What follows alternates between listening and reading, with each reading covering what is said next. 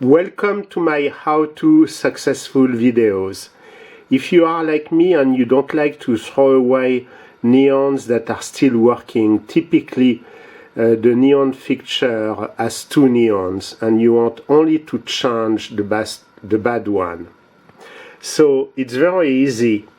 You need to take your ohm meter, your multimeter, position ohm, and just double check that you have conductivity. So on each side you put the points to measure if there is conductivity.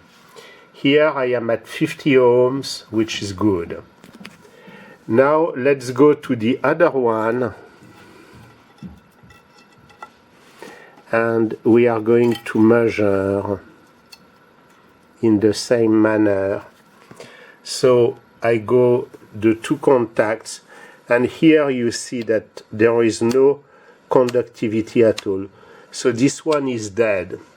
A sign is when it's black, whereas the other one was fairly white, but it was white on one side and black on the other.